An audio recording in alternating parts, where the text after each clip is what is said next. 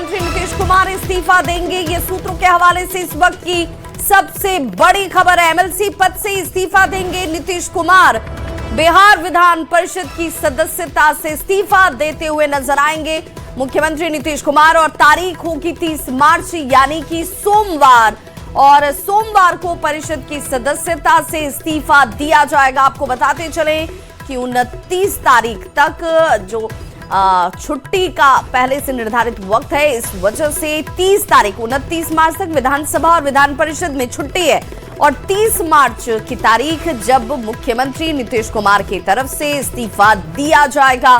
सूत्रों के हवाले से इस वक्त की यह सबसे बड़ी खबर है। आपको बताते चलें कि राज्यसभा अब जाने वाले हैं। निर्वाचन पहले ही हो चुका है नीतीश कुमार का और अब 30 मार्च को उनकी तरफ से इस्तीफा देने की बड़ी खबर आती हुई संवाददाता शैलेंद्र हमारे साथ इस वक्त इस बड़ी खबर पर जुड़ गए हैं। शैलेंद्र, अब वो तारीख भी सामने आ चुकी है जब मुख्यमंत्री नीतीश कुमार इस्तीफा देंगे एमएलसी पद से।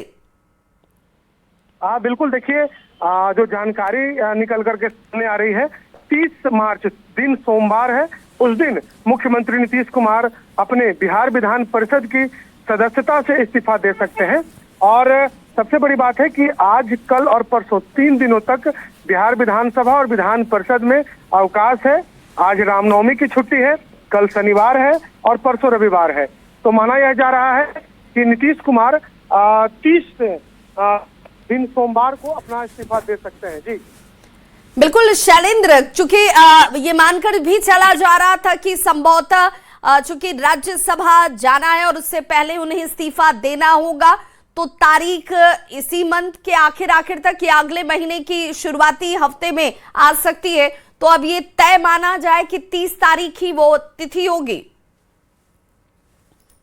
तारीख निकल करके सामने आ रही है कि 30 तारीख को पहले मुख्यमंत्री नीतीश कुमार बिहार विधान परिषद की सदस्यता से इस्तीफा देंगे और उसके बाद, क्योंकि राज्यसभा का जो कार्यकाल है, जो वर्तमान में जो राज्यसभा के सदस्य हैं जिनके जगह पर चुनाव हुआ, उनका कार्यकाल 9 अप्रैल तक है। तो उसके बाद नीतीश कुमार मुख्यमंत्री पद से भी इस्तीफा दे सकते हैं। लेकिन अभी तक जो जानकारी निकल करके सामने आ रही है, उस जानकारी के अनुसार नीतीश कुमार 30 तारीख को इस्तीफा देंगे बिहार विधान परिषद की सदस्यता से और उसके बाद वो मुख्यमंत्री पद पर से भी कुछ दिनों के बाद इस्तीफा दे सकते हैं। यदि हम नियम की बात करें तो नियम यह कहता है कि नीतीश कुमार चाहे तो अगले 6 महीने तक बिहार के मुख्यमंत्री बने रह सकते हैं, यह भी नियम है।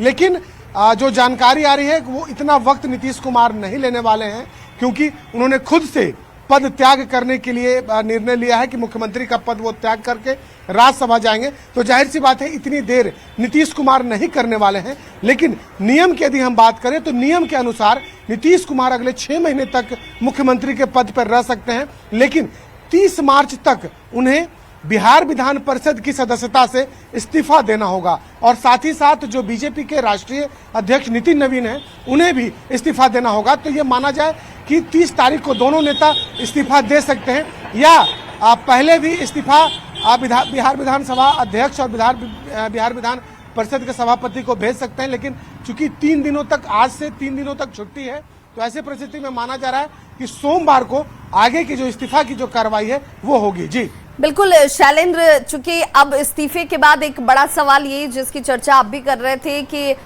मुख्यमंत्री पद से इस्तीफा देना ये संभवतः हो सकता है कि इस अगले महीने में भी हो जाए या फिर उनके पास 6 महीने का वक्त भी है जो नियम के तहत कहा जाता है। आप हमारे साथ बने रहिए शैलेंद्र।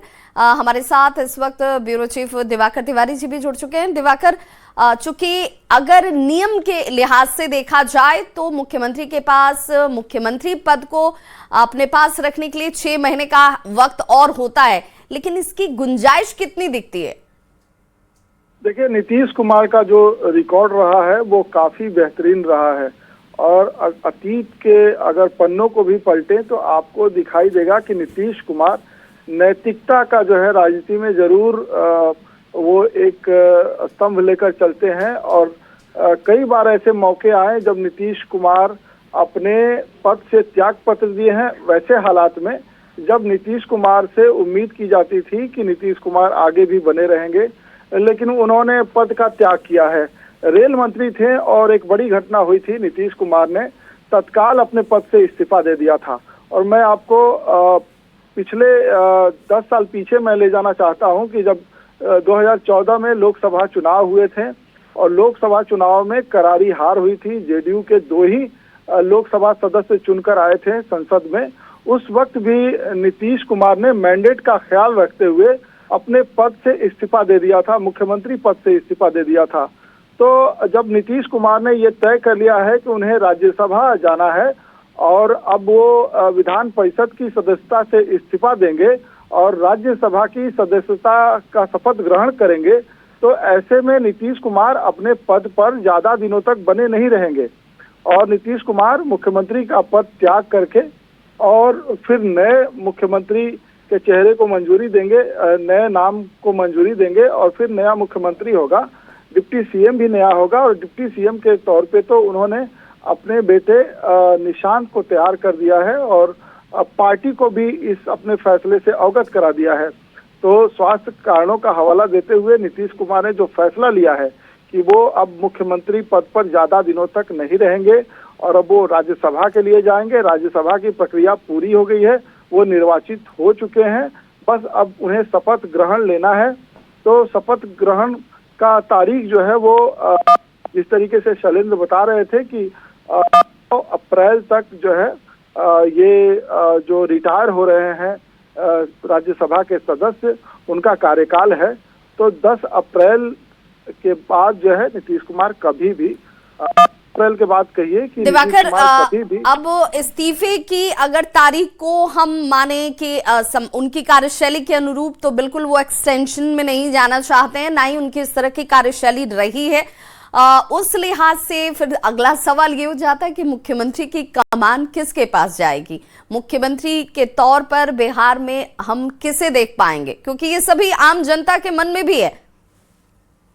देखिए, मुख्यमंत्री के चेहरे को लेकर लगातार हम अपने दर्शकों को ये खबर बता चुके हैं कि मुख्यमंत्री की जो रेस है, मौजूदा रेस में सबसे आगे सम्राट चौधरी हैं, क्योंकि जो मौजूदा सरकार है उसमें नंबर 2 के वो पोजीशन में है और बीजेपी के विधानमंडल दल के नेता हैं। तो ऐसे में उनकी दावेदारी बनती है। बीजेपी चौंकाने वाले फैसले भी लेती रही है, लेकिन बिहार के जो हालात हैं और आगे उत्तर प्रदेश के चुनाव हैं और उत्तर प्रदेश का चुनाव काफी महत्वपूर्ण है और बिहार और उत्तर प्रदेश, कम से कम उत्तर प्रदेश का जो पूर्वांचल का हिस्सा है उसका जो सोशल डायनामिक्स है वो बिहार से मिलता जुलता है।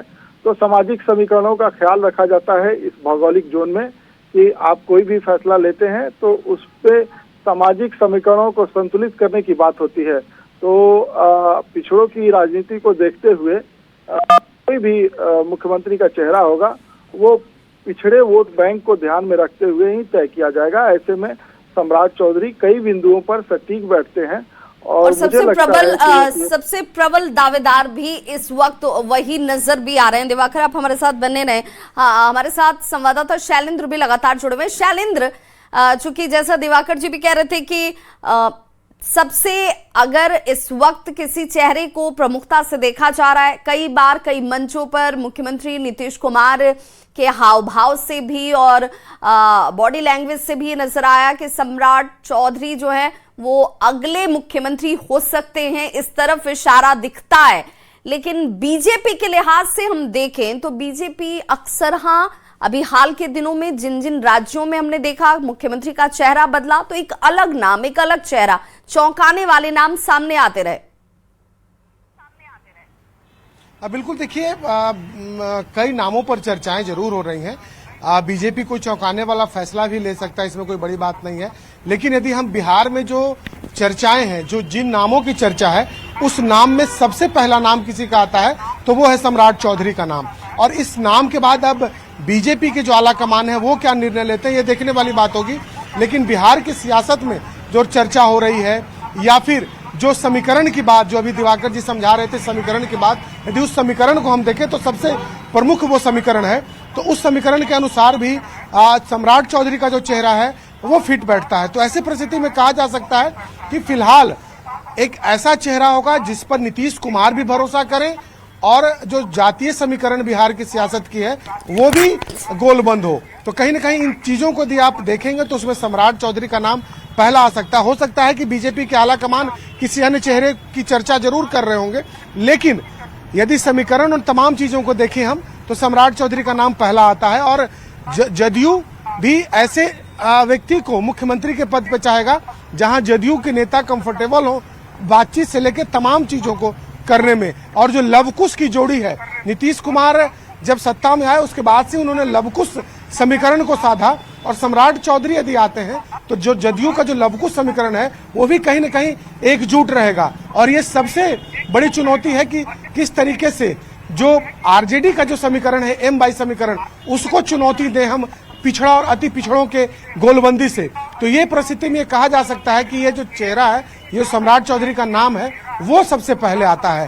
जी बिल्कुल, और इसीलिए ये सबसे प्रबल दावेदार भी माने जा रहे हैं। हालांकि इसके लिए हमें थोड़ा इंतजार करना होगा, लेकिन बतौर MLC नीतीश कुमार जो हैं वो 30 मार्च को इस्तीफा दे सकते हैं, अपना वो पद छोड़ सकते हैं। और इस बात की चर्चा सूत्रों के हवाले से इस वक्त सबसे ज्यादा तेज गति से चल रही है। बहुत बहुत शुक्रिया।